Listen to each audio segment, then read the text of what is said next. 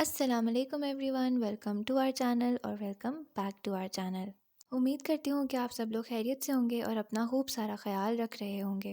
अगर आप हमारी वीडियो पहली बार देख रहे हैं तो जल्दी से कर दें वीडियो को लाइक और चैनल को कर दें सब्सक्राइब। फटाफट से बढ़ते हैं अपनी रेसिपी की तरफ, जो कि है मसाला फ़िश ग्रेवी। स्पेशल टिप्स के लिए वीडियो को एंड तक ज़रूर देखिएगा।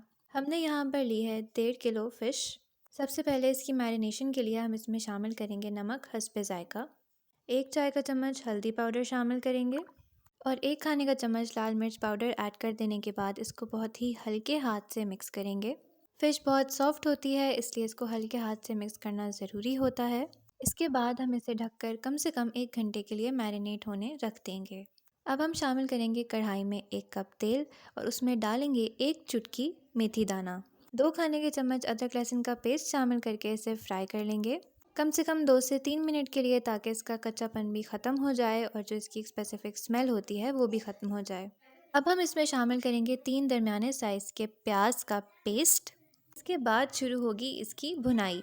बहुत अच्छे से इसको सबसे पहले मिक्स कर लेंगे और फिर इसको तब तक भूनेंगे जब तक कि तेल मुकम्मल तौर पर अलग नहीं हो जाता। तकरीबन आधा कप पानी इसमें शामिल कर देंगे और इसे ढककर भुनने देंगे तेज़ आंच पर।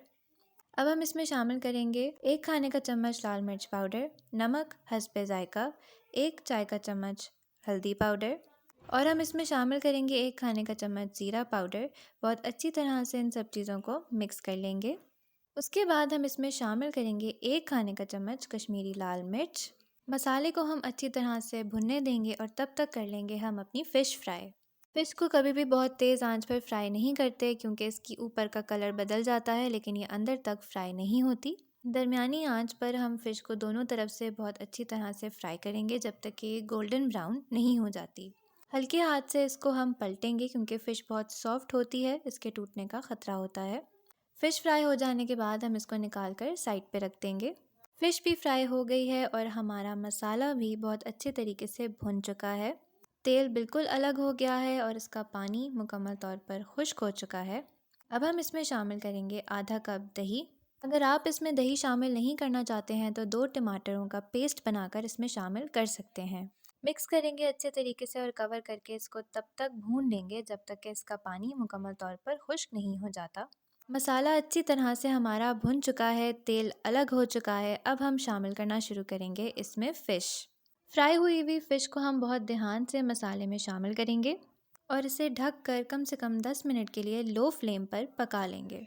अब हम करेंगे इसका मज़ा दोबाला। इसमें शामिल करेंगे 4 खाने के चम्मच वो तेल जिसमें हमने फ़िश फ्राई की है। इस तेल को शामिल करने से फ़िश का एसेंस सालन में अच्छी तरह से आ जाता है। इसके बाद हम इसे ढककर बिल्कुल लो फ्लेम पर कम से कम 5 मिनट के लिए पका लेंगे और बहुत ही हल्के हाथ से फ़िश की साइड्स को चेंज करते रहेंगे। हम गार्निश कर लेंगे अपने फ़िश के सालन को हरा धनिया और हरी मिर्चों के साथ। इतना मज़ेदार सालन कैसे इतनी आसानी से तैयार हो सकता है। इसको आप एंजॉय कर सकते हैं रोटी या फिर चावलों के साथ। उम्मीद है आपको हमारी आज की रेसिपी बहुत पसंद आई होगी।